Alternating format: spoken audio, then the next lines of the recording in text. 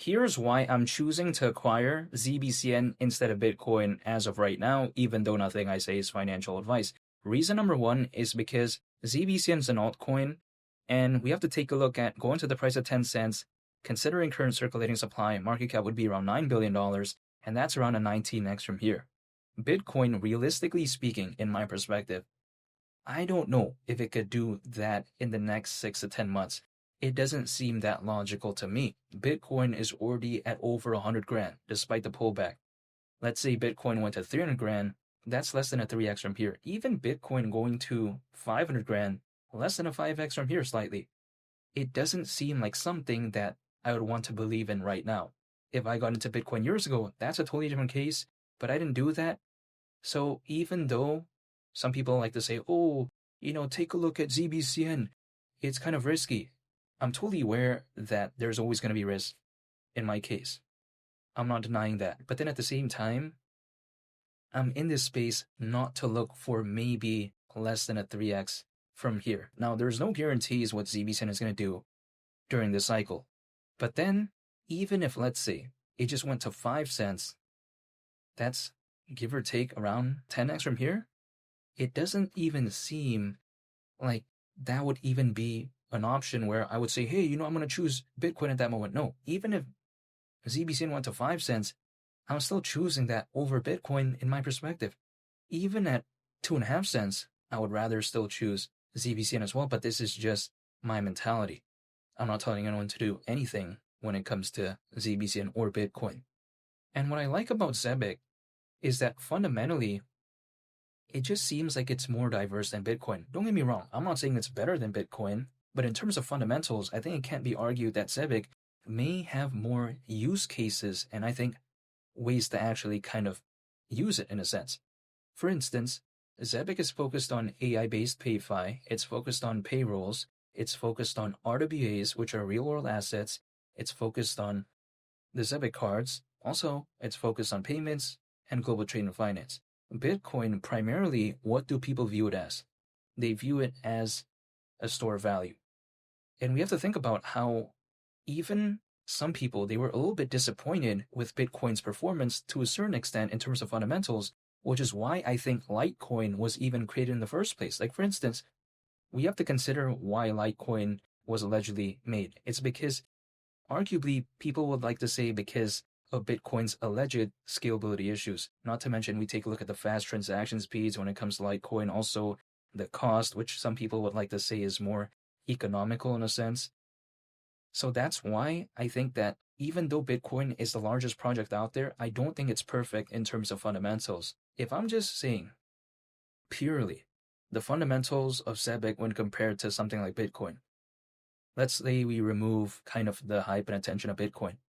If I didn't know those two projects, arguably, I would say that Zebec seems like a more useful project to me, at least in my perspective. I'm not saying this is the case in many people's perspective, but if I did not know what Bitcoin was, if I did not know what Zebec was, someone just explained to me, and I didn't see any of those projects, I would just be like, whoa, I'd be amazed with Zebec's fundamentals. Don't get me wrong, though, Bitcoin, I get it. The maximum supply is 21 million. And of course, it's very popular. The ZBCN doing well, hypothetically, is going to depend a lot on Bitcoin. I'm totally aware of that. But then at the same time, why would I believe in Bitcoin if I could instead believe in something that could hypothetically do good as a result of Bitcoin doing pretty good, if that makes sense? I'm not telling anyone to do anything when it comes to ZBCN, but then if let's say Bitcoin went to 300 grand, could one only imagine what would the altcoin season be like? And ZBCN is an altcoin. There's no guarantees, but even when Bitcoin was around 100 grand, take a look at what ZBCN did. And that's Bitcoin around that. Now I get it. ZBCN had a pretty big pullback, then a pretty good recovery, now a slight pullback as well. But imagine if Bitcoin went to 200-300 grand. Could what we saw before maybe be amplified in a better way? Who knows? Because I do not know the future. But if ZBCN was able to do that not too long ago without much of an altcoin season, one could only imagine maybe what it does if there is a lot of hype for altcoins, and also maybe Bitcoin did do a lot better. Only time will tell, though. There's no guarantees. But then at the same time, ZBCN at a market cap of around $9 billion. The reason why that doesn't seem too outlandish to me, considering current circulating supply again at the price of 10 cents, it's because if I take a look at XRP, which is the number one project within the space of Zebec, those type of projects that are focused on payments, global trade, and finance, that market cap is not even 10% of XRP's current market cap. And this is despite altcoins not necessarily doing the best.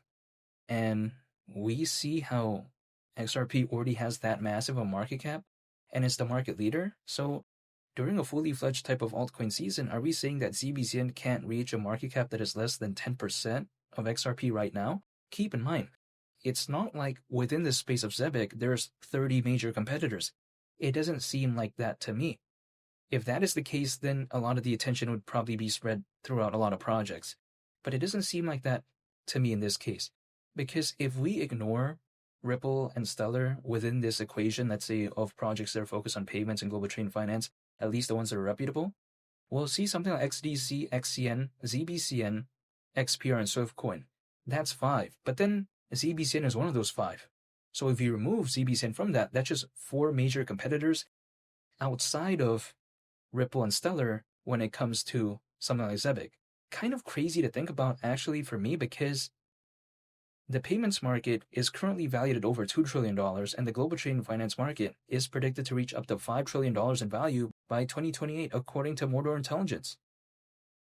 And then there is pretty much around 5 major and reputable competitors other than Ripple and Stellar.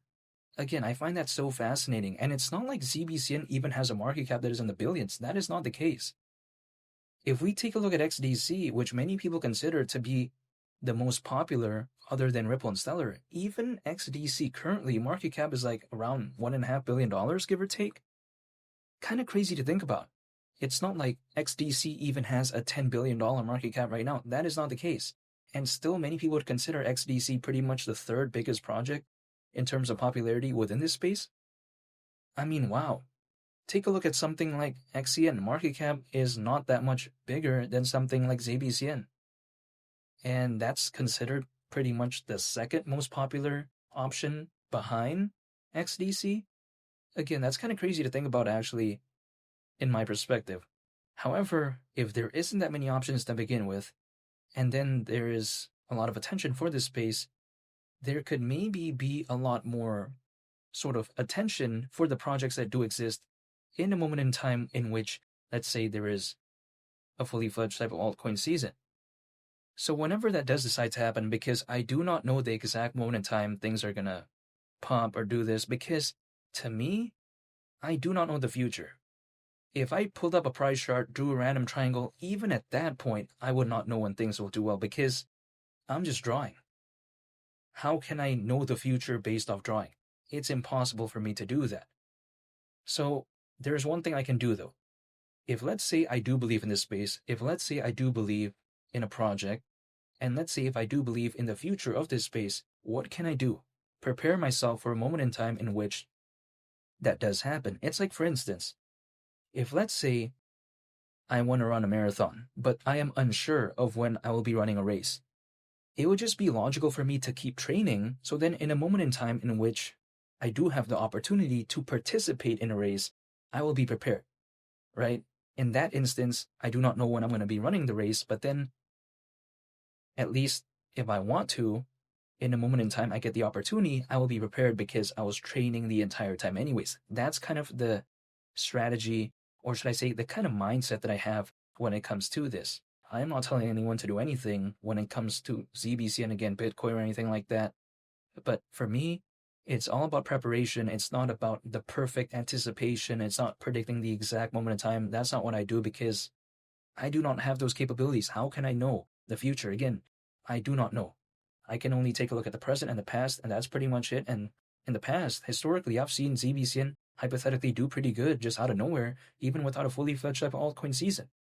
So if it kind of did that before, I'm just going to stay patient and just dollar cost average and just wait, and that's pretty much it. ZBCN, due to its lower market cap, because it is an altcoin, and also because I like the fundamentals, I would much rather choose that instead of Bitcoin for me as of right now, even though Bitcoin, of course, largest project out there that we have right now, but even though I can't make a decision for anyone, personally for me, I'm going to have to be choosing ZBCN instead of that. And feel free to subscribe if you enjoyed this video. I'd greatly appreciate it. It's Mali the Captain, and I'll catch you all in the next one. I'm out. Peace. Bye.